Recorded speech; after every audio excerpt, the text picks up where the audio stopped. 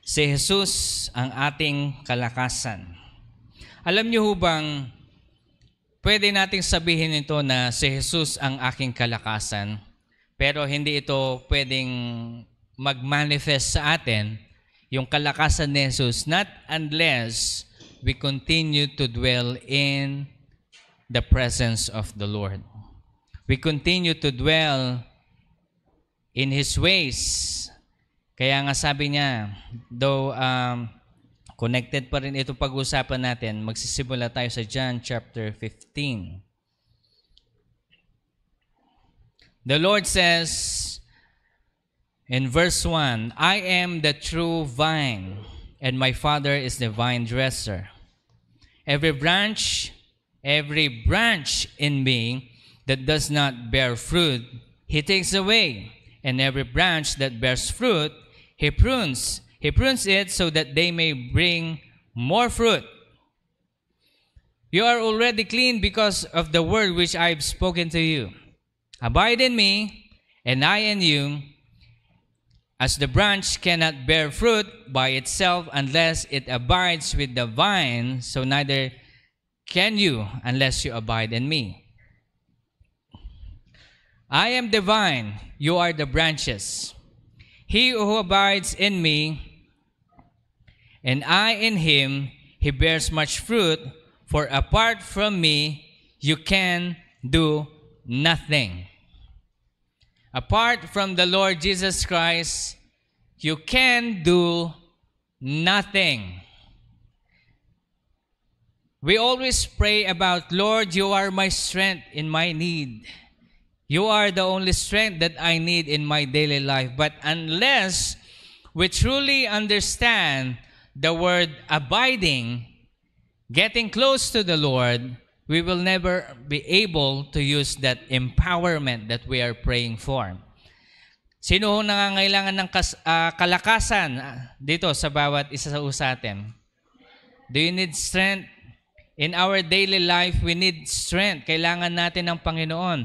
At yung hindi lamang po yung kalakasan na kung saan yung normal na kalakasan lang. Dahil sa ating mga kapighatian at sa ating mga dinadaan ng pagsubok, kapag merong ibang taong dumadaan dyan ay marahil sabihin na nating sumuko na. Okay? Kaya, alam niyo po, extraordinary problems are solved with the power of the Lord Jesus Christ in us.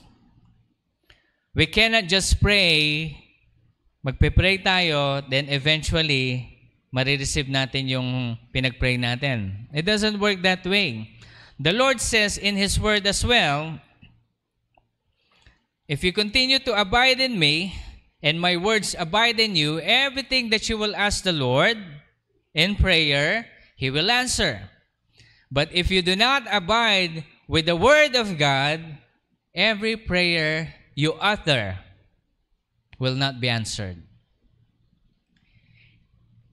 Ang Panginoon ay hindi para siyang genie na kung saan we pray, Lord, answer this. Ito yung panalangin namin in Jesus' name. Sinabi mo kasi, we must ask everything in your name and you will answer it. It doesn't end that way. Ang sabi ng Panginoon, if my words abide in you. Sabi ni Lord, abide in me, ibig sabihin, dikit kayo sa Panginoon, kumapit kayo sa Panginoon, at hayaan nyo ang salita ng Panginoon ay kumapit din sa inyo. And my words abide in you. And when these things happen, sabi niya sa verse 7, if you abide in me and my words abide in you, ask whatever you wish, and it will be done for you. The Lord looks at our heart. He doesn't look at what your good works. Huwag natin bilangin yung mga good works natin kasi ang mga good works natin is an abomination. Or sabihin na natin, it's nothing in the sight of God. Kasi yung good works natin, kadalasan ang good works ng ibang tao humahanap ng kapalit. Kaya ko lang naman tinutulungan yan dahil mabait din siya sa akin. Kaya ko lang naman tinutulungan yung isang taong to kasi naaawa ako sa kanya. Kaya ako lang naman tinutulungan. No. When we help people, we help in accordance to the leading of God. Because when we abide in Christ's words, we will know His heartbeat. Malalaman natin yung tibok ng puso ng Panginoon. At dito natin makikita kung ano yung ninanais niya. Ngayon, kapag mananalangin ka ngayon, yung lalabas at mamumutawi sa iyong bibig ay laging nakaayon sa kanyang salita. Amen po ba? Kaya hindi tayo pwedeng, Lord, bigyan mo ako ng ganito, bigyan mo ako ng ganyan. Amen. No. You are asking for something. Ano ba ang magiging resulta nito sa pagtaguyod ng kaharian ng Panginoon? Lagi ko pong sinasabi sa inyo na ang pinaka-reason natin dito sa mundong ito is to establish the kingdom of God. That is the greatest thing that we can do while we're living here on earth. Nothing more. Kasi kapag iisipin natin na mabubuhay lang tayo dito sa mundong ito para magtrabaho, kumita ng pera, mabuhay ng normal, and that's it. We're going to die after that. We're not going to live our legacy. Ang legacy natin, we're not painting legacy here on earth, but we're painting a legacy that will be staying in the heavens forever. I'm sure ang bawat isa sa atin dito, ayaw pa nating umuwi sa langit. Tama? Sinong gustong umuwi na? Okay, wala, di ba? Wag mo lang, Pastor, kasi madami pa tayong gagawin. Of course, madami pa tayong gagawin. But while we're living here on earth, habang tumatanda tayo, are we making a mark inside the kingdom of the Lord? Can we say na, Lord, I have done what you've asked me. Nakuha ko yung full potential ko, Panginoon, para gamitin at itaguyod ang inyong kaharian. Kaya ba nating sabihin sa Panginoon yon? Kaya nga alam niyo po, kapag naging Kristiyano ka na,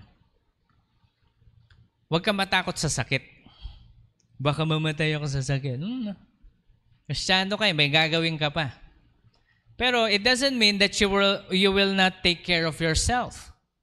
Okay? Ang ibig ko lang sabihin dito, you're taking care of yourself. You're not going to be afraid kung sakaling magkaroon ka ng sakit, magkaroon ka ng something, o maaksidente ka, God forbid, o kung ano pa man mangyari, Alam niyo po, deep inside me, I already know this when I was in teenager. Kaya kahit saan ako nagpupunta, lalo nag-aaral ako sa Maynila, hindi ako natatakot na, hindi naman sa reckless ako na pupunta ako kung saan, Pero each time na kami ay magme-ministry sa iba-ibang churches, uuwi kami ng gabing-gabi na, minsan umaga na, lagi kong sinasabi sa Panginoon na, Lord, take care of me. Kasi kailangan naming mag-ministry sa ganitong ganyan, sabi ko. Kaya I have to go at this time. Alam niyo po, in my how many years ko sa Manila, never akong na-hold up, never akong nadukutan o anuman. No. This is because God's protection is upon His people. Amen? If you abide in me, says the Lord, and my words abide in you, ask, and it will be given unto you. So what do we mean by being the branch of the Lord? That Jesus Christ is the true vine. We are the branches. Kung hindi tayo didikit sa Panginoon, hindi tayo magbubunga. Apart from God, we cannot do anything. Pero Pastor, bakit yung mga ibang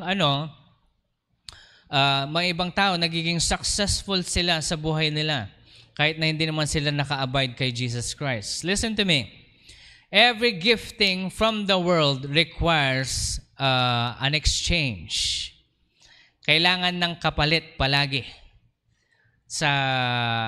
Kung sa mundo, gusto mo ng kayamanan, ibibigay sa iyo ng demonyo. Pero ang kapalit ang kaluluwa mo. Ibig ko sabihin dito, hindi mo naman kasi pag sinasabi ng mga celebrity na sinasabi nila na they sold their soul to the devil, ang ibig nilang sabihin dito, yung mind, will, and emotion nila is connected or rooted in the world. So, tingnan na lang natin yung mga buhay nila. Ano yung pinagmamayabang nila? Yung luxury car nila, yung lifestyle nila, yung magagarang bahay. And then what?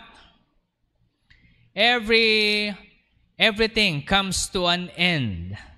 Kapag hindi na kapaki-pakinabang ang isang artista sa kaharian ng dyablo, alam niyo pong ginagawa ng dyablo, pinapatay nila sila. Kasi wala na eh.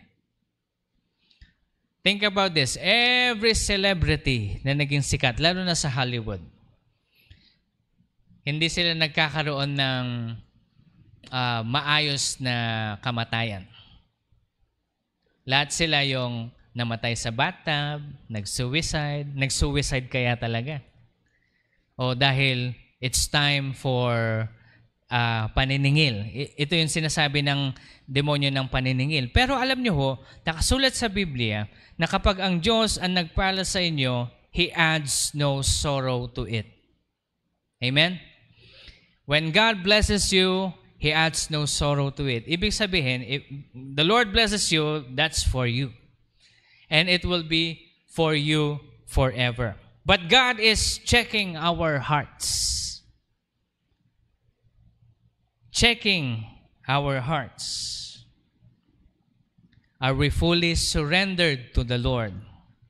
Have we really given up everything to God? Have we forgiven those people whom we need to forgive? Tayo ba'y nagpatawad na? Are we denying ourselves? To deny oneself and follow Christ is a call to prioritize God's kingdom and purpose over personal ambition, comfort, and worldly values. When you say, you deny yourself and follow Christ, you carry up your cross and follow Christ. Ibig sabihin nito, fully surrendered ka na sa Panginoon. Tanong ko po ang bawat isa sa atin, are we fully surrendered to the Lord? Are you sure? Pastor, nagdududa kaya ta sa amin eh. Hindi naman. Kasi ang conviction, it comes from the Lord.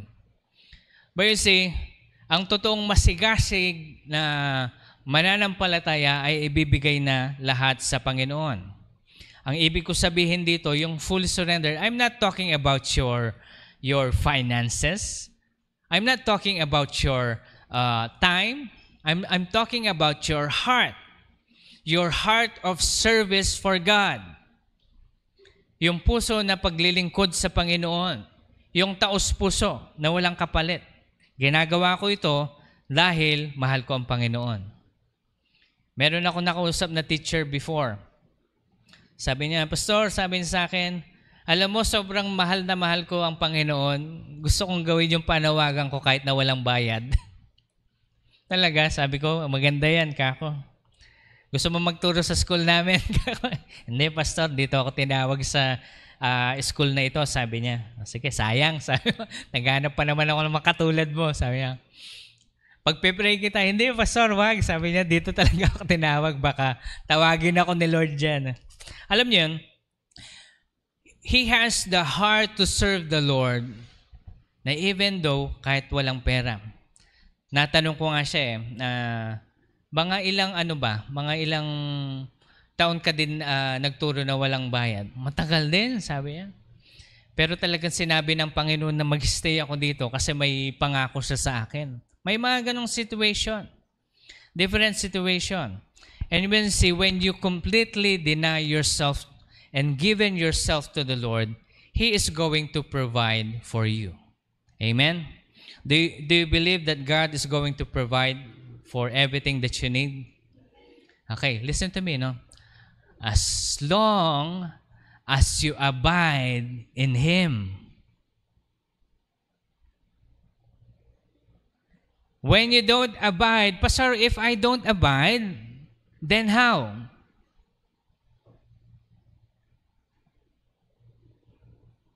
When we say we deny ourselves, we want to follow the Lord Jesus Christ, we are going to prioritize in building His kingdom, which is the greatest thing that we can do here on earth. Question kasi ngayon sa bawat isa sa atin, what have you been doing to build the kingdom of God? Ano yung ginagawa natin? Pastor, sa church lang ba pwede mag-build ng kingdom ni Lord? Hindi lang naman ito, hindi lang yung pagpapastor. Pwede ka rin mag-evangelize. I-share mo yung word ni Lord sa mga kamag-anak mo. Pastor, hindi sila nakikinig sa akin. Sa mga kaibigan mo. Sabi ng Panginoon, kapag hindi nakikinig sa iyo yung tao, anong gagawin natin? Ipag-pray. Because conviction comes from the Lord. You keep on praying for them. You will not stop, lalo na kapag kamag-anak nyo. Kapatid ninyo. More so kapag asawa ninyo. You never stop praying for them because it is only through you right now yung salvation ay pwedeng ibahagi sa inyong mga kamag-anak. Amen? Huwag niyong ilalagay sa puso niyo, ito, pasaway ito eh. Hindi ko na shishiran to para mapunta siya sa impyerno. No. Don't say that. Because God checks our hearts.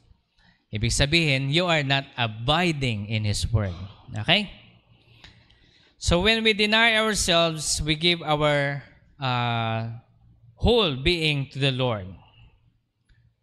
While this path involves sacrifice, the Bible assures us that it is ultimately rewarding both in this life and the life to come when we continue to build the kingdom. You are going to be blessed here in this earth, and God is going to bless you more when you go to heaven. Yung blessing natin matatanggap sa langit, surprise yun. Walang nakakaalam kung ano yun.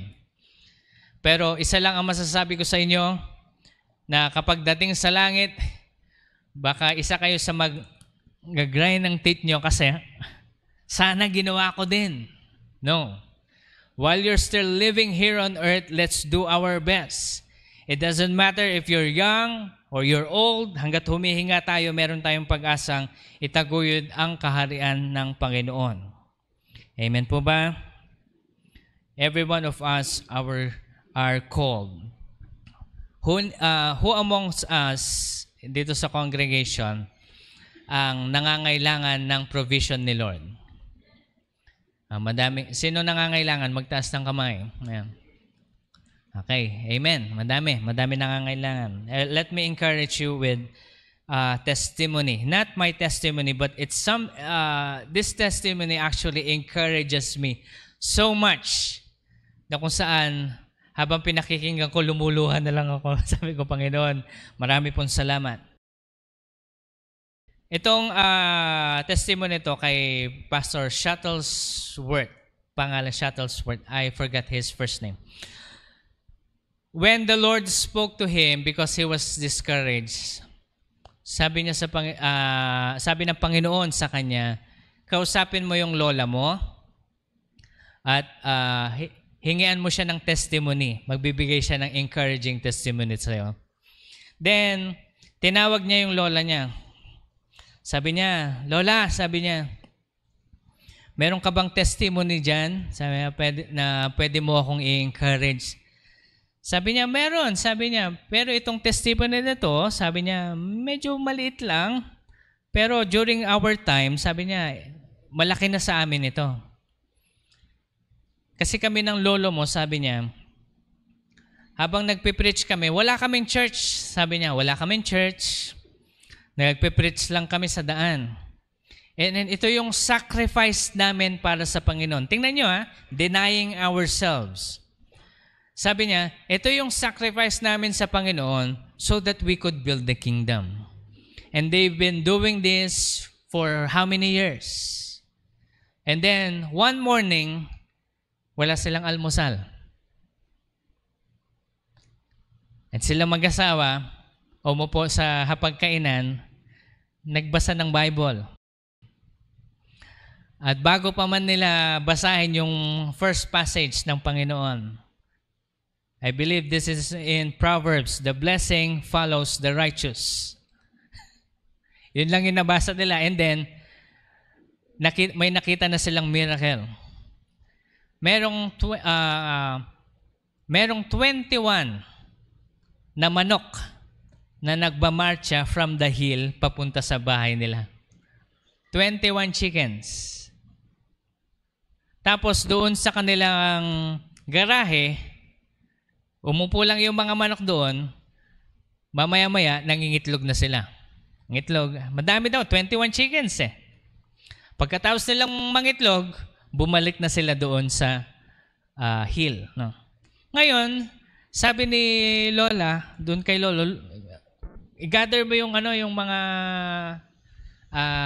itlog, sabi niya, ibalik natin sa may-ari. Kasi ang bait eh, di ba? Pero isipin nyo ito, gutom sila. Pero pag taga-amsik yun, hindi, sa amin na to. Pero ito, tingnan nyo, God looks at their heart. Look at this. God looks at their heart. But, sabi ni Lola, ginather niya yung mga itlog, sinundan niya yung mga manok, at nakita niya, pumunta dun sa bahay na malapit sa kanila. Sabi niya, kinatok niya ngayon. Sabi niya, tao po. Ano po yun? Sabi nung nandun sa bahay, sabi, yung mga manok niyo po, pumunta dun sa bahay namin ng itlog. Sa inyo po ito, sabi niya, binibigay niya. Hindi sa amin yan, sabi nung may-ari ng bahay. Alam mo, yung mga manok namin yan, galit na galit yung asawa ko dyan. Kasi simula nang binili nila yan, binili namin yan, ni minsan hindi sila ng itlog. Kaya sigurado ako sa inyo yan. Hindi, sa kanila talaga, sabi, binabalik niya yung itlog. Hindi sa amin yan. Kapag nasa bahay niyo, sa inyo yan. O di, inuwi niya na. Tingnan niyo to. May almusal sila ngayon. And I'm telling you, hindi lang ito nangyari ng one time. Sa tuwing mauubusan na sila ng itlog, bababa ulit yung mga manok. Mangingitlog ulit, at pagkatapos mga itlog, akit sila ulit. Gusto ko itong makita nyo, no? Gusto kong makita nyo to.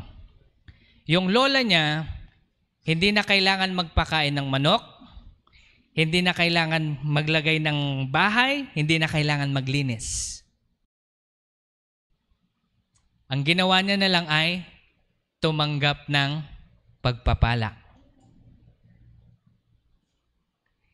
Wala nang linis, wala nang pag-aaruga, wala nang pagbibuild ng fence para sa mga manok.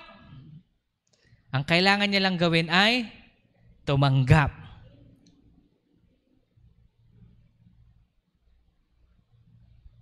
If you deny yourself, follow God, when you follow the Lord wholehearted and build the kingdom of God, God doesn't need your permission to be blessed.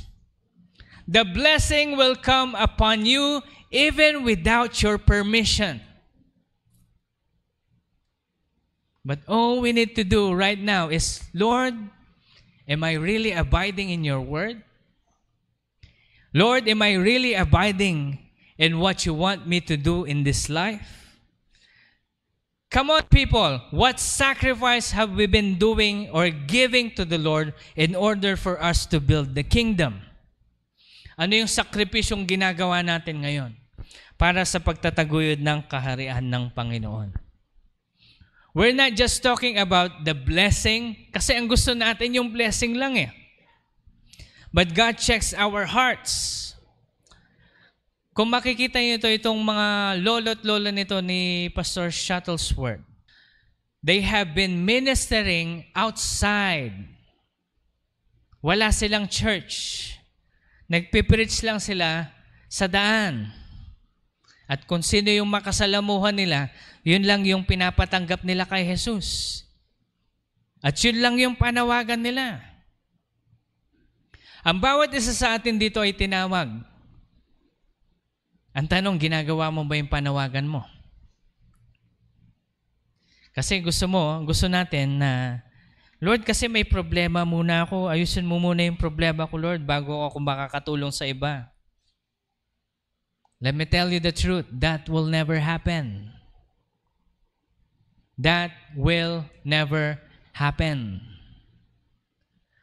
While we are facing our troubles in life, we minister to whom we can reach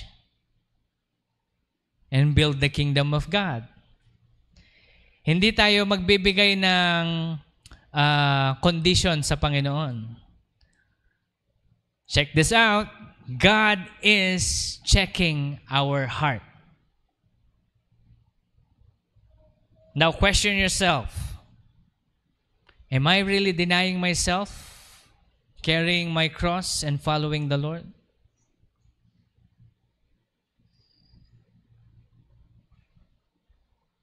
Ang pagsisimba po, that's a good thing.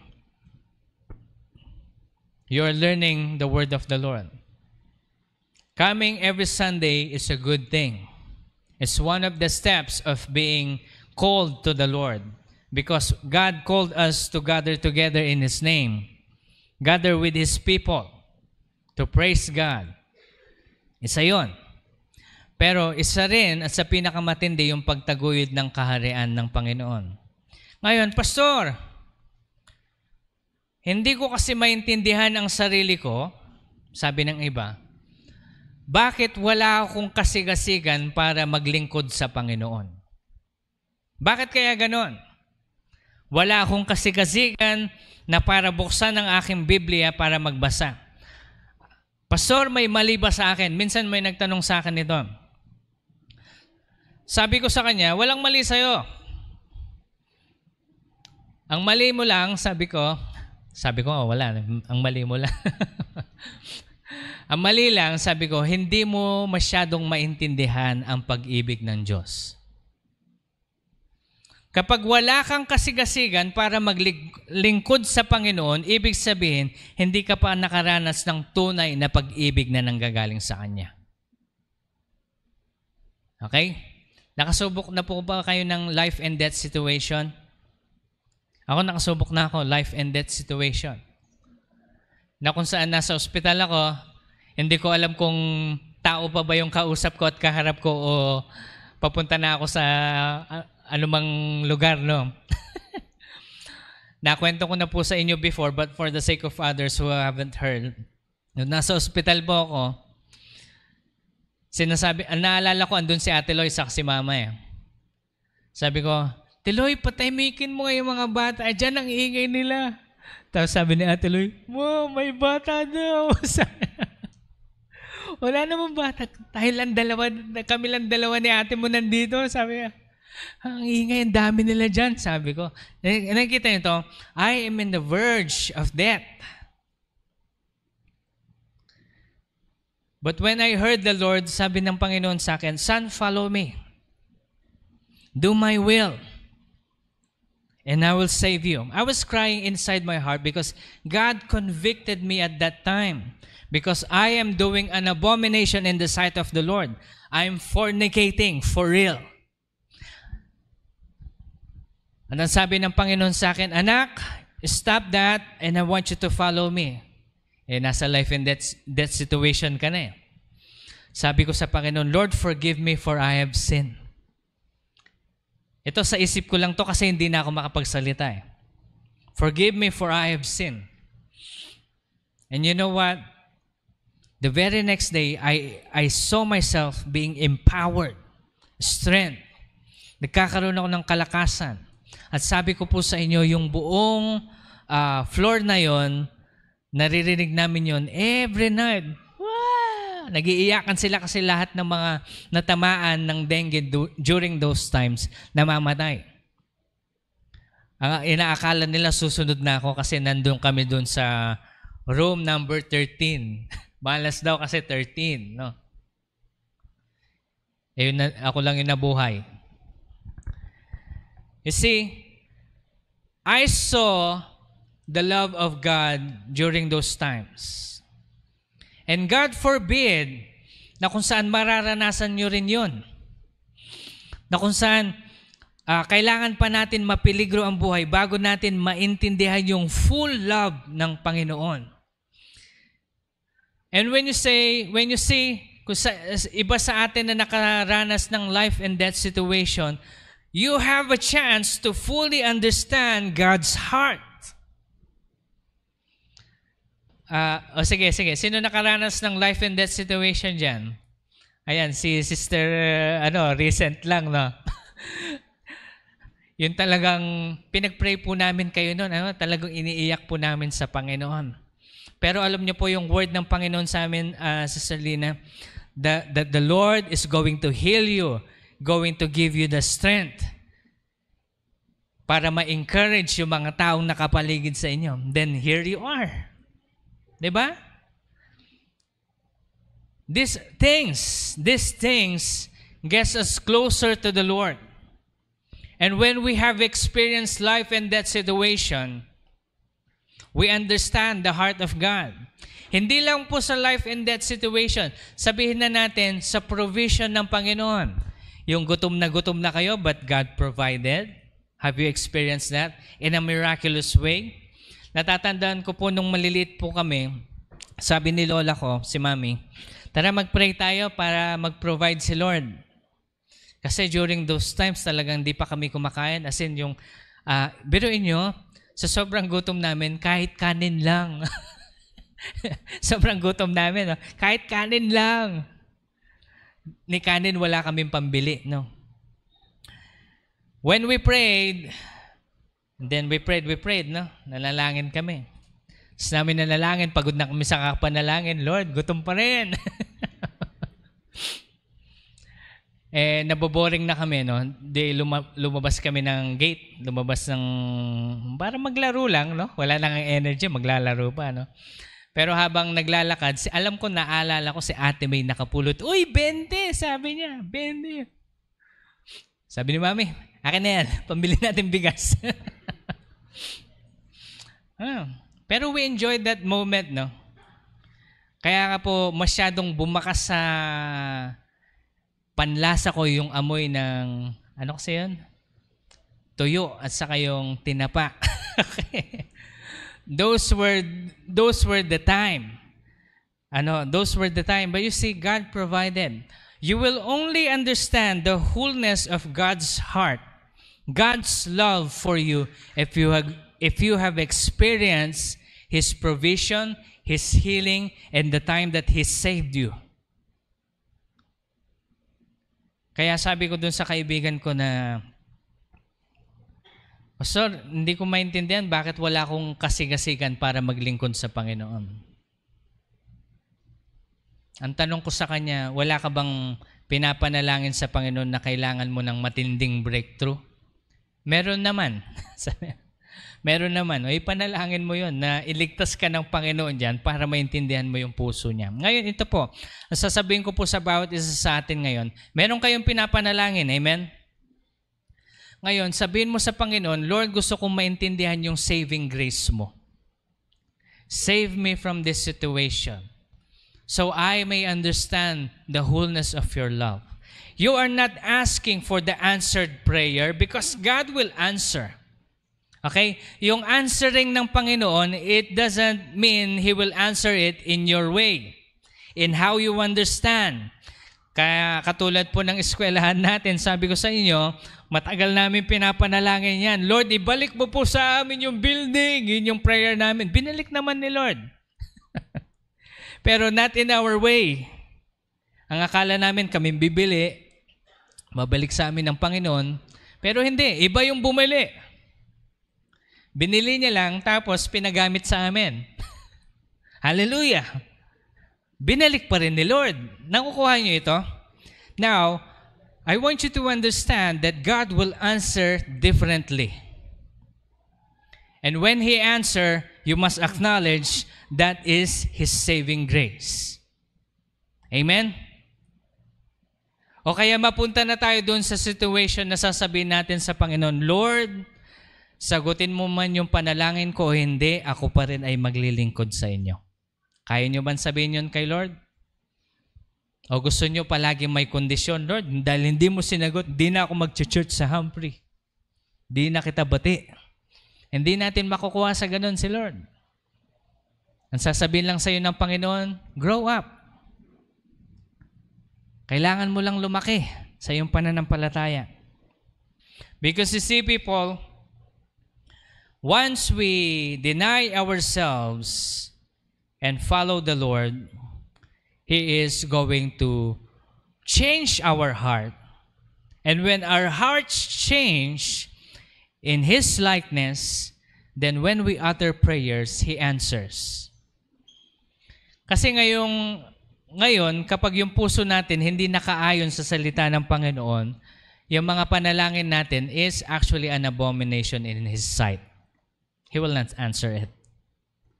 Okay? Sabi niya sa Matthew chapter 16, start tayo sa verse 25. Yes, 25. 24 na lang. And Jesus said to His disciples, "If anyone who wishes to come after me, he must deny himself, take up his cross, and follow me. For whoever wishes to save his life will lose it. But whoever loses his life for my sake will find it." Anong ibig sabihin ng Panginoon dito, Pastor? When you give your life to the Lord, move in accordance to His will, build His kingdom, then you will find your life. But when you are trying to survive here on earth, trabaho dito, trabaho dyan. Alam ko, hindi ko sinasabing huwag kayo magtrabaho. Kailangan natin magtrabaho. Okay? Pero while you are working, you're also doing the will of the Lord. Sabihin ko po sa inyo, I have all the chances to be very, sabihin na natin, para yumaman. I have all the chances. Hindi ko sa pinagmamayabang yung sarili ko, but I can say, and I am truly confident, meron akong talent, I have the skill, I can do a lot of things na kung saan yung mga colleague ko actually nagpunta na sa mga iba-ibang bansa to build their own wealth. I can do the same. Pero sabi ng Panginoon sa akin, "Anak, you stay in the Philippines and I will bless you there." Then binigay sa akin ni Lord yung word na to. "If anyone who comes after me must deny himself." Lord naman sabi pa ng Panginoon sa akin, "Magpastor ka dito." Alam niyo po, nung una, kasi ito yung mindset ko nung una. Sabi ko sa Panginoon, "Lord, I don't mind being a pastor, pero wag mo akong tawagin sa AMSIC." Dami-daming lugar sa AMSIC pa, sabi ko sa Panginoon. Walang mangyayari sa akin doon, sabi ng Panginoon sa akin, "Are you trying to build my kingdom or are you trying to build your kingdom?" Punta ka sa AMSIC. And here we are. Deny ourselves. Na. Maalala ko yung mga siguro first how many years ko dito. Sabi ni Mama, "Amak, ito lang yung kayang bigay ng church." 2010. Kita ko binigay akong 500. Sabi ko, napakamot ako. 500 Kulang po ng pambili ng sabon at yung mga toiletries ko lang to, ubos na, sabi ko. Sabi ko, "Lord, sabi mo sundan kita and you will bless me here." Sabi ng Panginoon sa akin, "Deny yourself and follow me." But you see, God is actually answering me that time. Sinasagot na ako ng Panginoon that time He is actually giving me a command na sabi niya na gawin ko pero hindi ko ginagawa. Doon, I learned in the hard way na kung saan na I always delay kapag may sinabi sa akin ng Panginoon. Pero sabi ng Panginoon sa akin, "Anak, ito yung gawin mo. Hindi po ito applicable sa inyo. God gave it to me. It's only applicable to me. Maybe God is doing something in your life. Kaya dapat po makinig tayo sa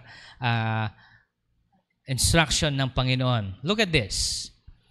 During those times and moments, nagbabad ako sa Panginoon, sa salita niya.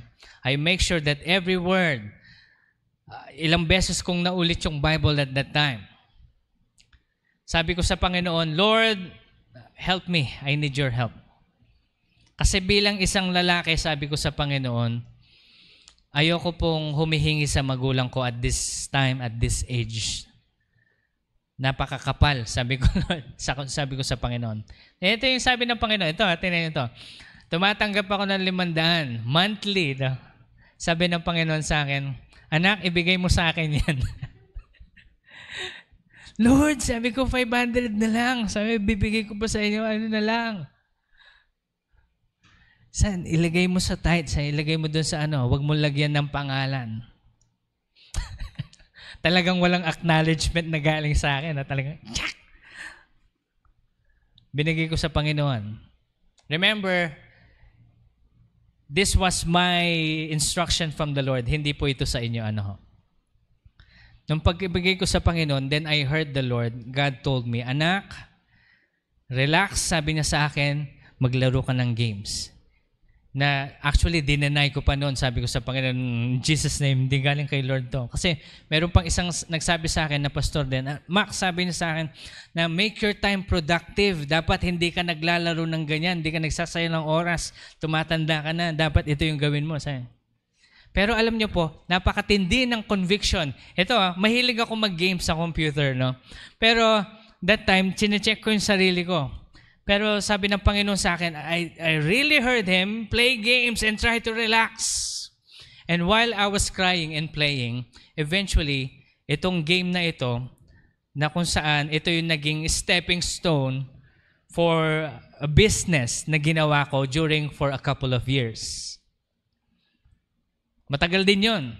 Doon ako kumita, doon ako nagkaroon ng trabaho na kung saan I'm just staying at home and receiving the blessing. Yes, may ginagawa kong from time to time, pero ganun lang, I'm receiving the blessing. I don't have to go to work. Sabihin na natin, wala akong shift. Ang oras ko, mayroon akong time na gumawa ng preaching and everything that I need to do. And you know what? The Lord is so good to the point na bago mag-crumble yung business na yon, 2 years before mag-crumble yung business na yon, sabi sa akin ni Lord, anak, lumipat ka na ng panibagong trabaho kasi magbabagsak na yung economy nito in 2 years time. Sabi ko po sa inyo, sabi ko sa Panginoon, Lord, pwede pa to. Sabi ko, anak, huwag kang makulit, lipat ka na. Then those time, yun yung mga oras na talagang lumipat na ako into the business that I am doing right now. You see, I can continue to preach the Word, study the Word, do something else. I hold my time. It's because of the blessing of the Lord. Kaya po sasabihin ko po sa inyo, if your heart is fully surrendered to the Lord, the blessing of God will follow you. Amen? Na hindi nakakailanganin ng Diyos ng permission mo na, anak, bibigay ko na yung blessing. No, it just flows. Amen? Ngayon, tingnan po natin yung ating mga kanya-kanyang problema.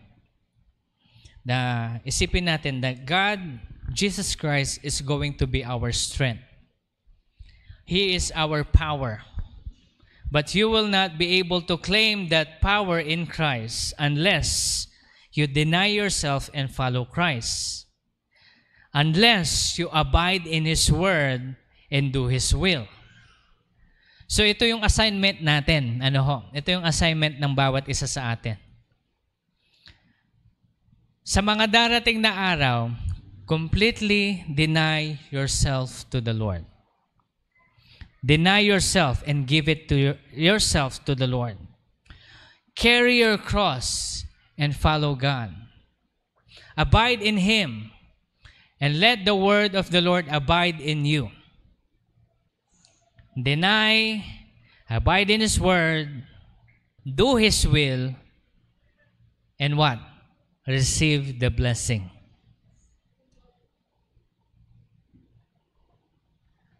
Ang tanong ng iba sa atin yan, Pastor, hanggang kailan? Pag tinatanong mo yon, doon pa lang, bagsak ka na. Pastor, hanggang kailan ako magsaserve? Alam niyo, kapag may condition, God checks out your heart. Oh, let me tell you this.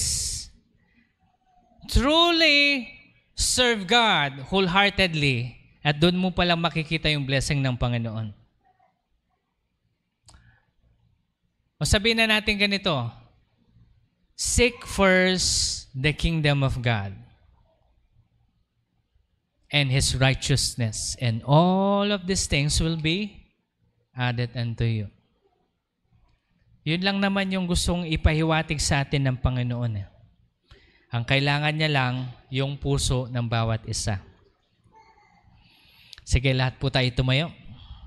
At ipanalangin natin ang panalangin na ito. Hallelujah.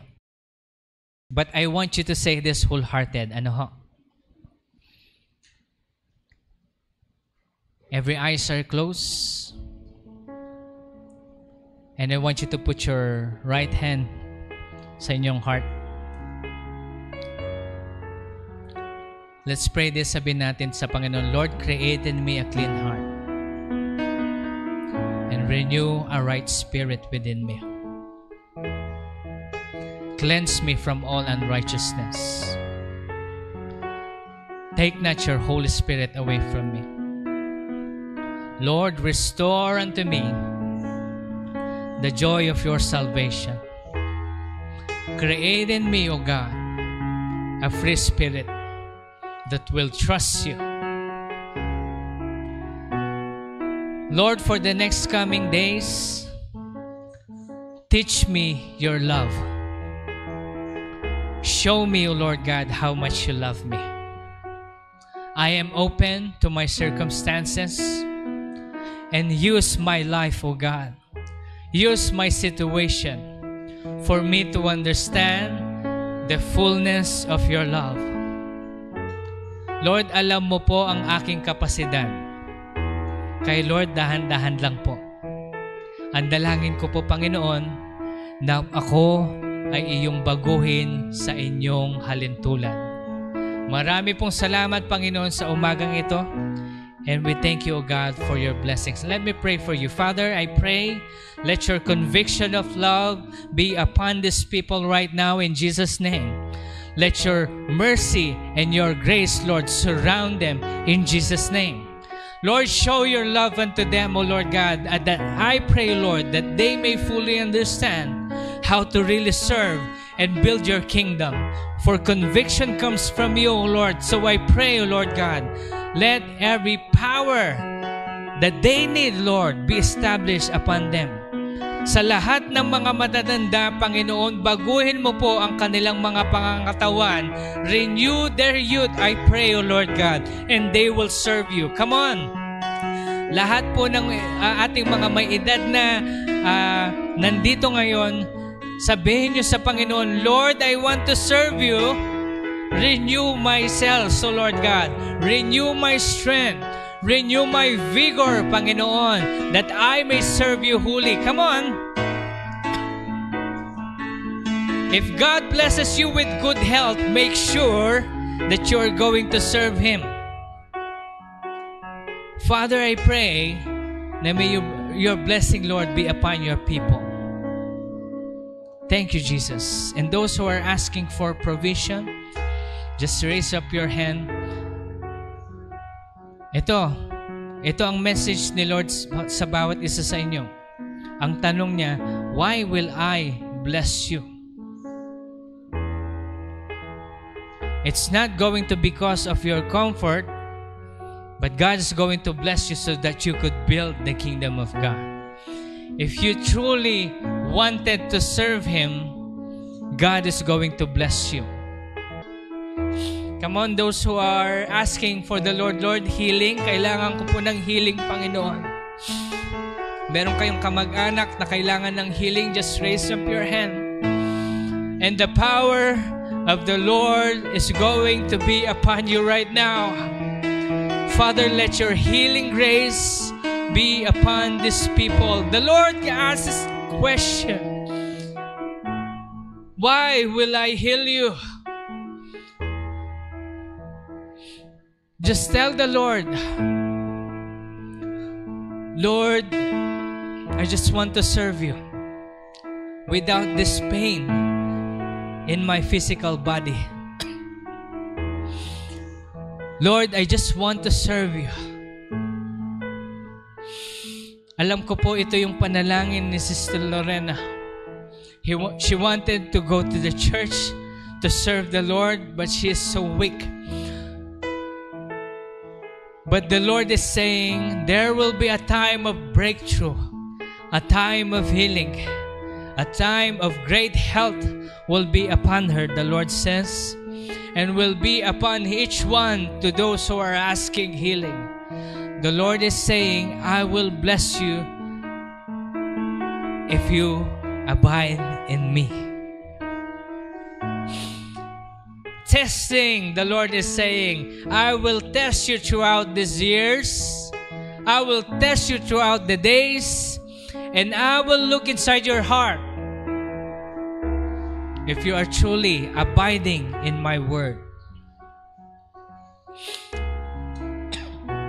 Pray to the Lord, Lord, empower me. Empower me, O God. Cause my heart to love you, O Lord, because all I wanted is to serve you. Tulungan niyo po kami, Panginoon, na naway matanggap po namin ang inyong ninanais sa aming buhay. Yes, so Jesus. Okay, listen to this. I'm still hearing the Lord. He is saying, do you want breakthrough? Do you want breakthrough? The Lord says. Do you want breakthrough? The Lord is saying. If you truly want breakthrough, the Lord says, beginning the year 2025. Yes, so Jesus.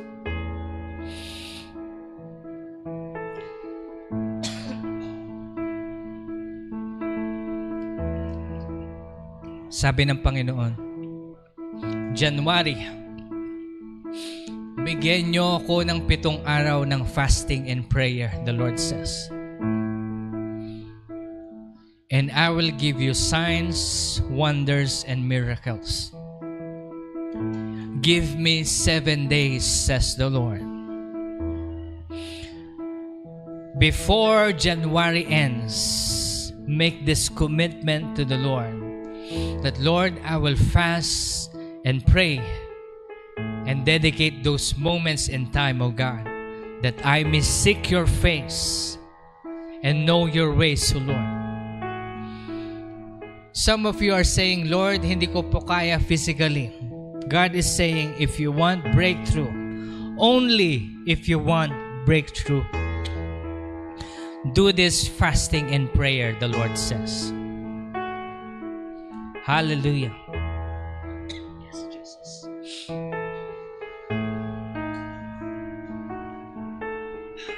Marami pong salamat, Panginoon, sa iyong revelation, Lord, sa amin lahat.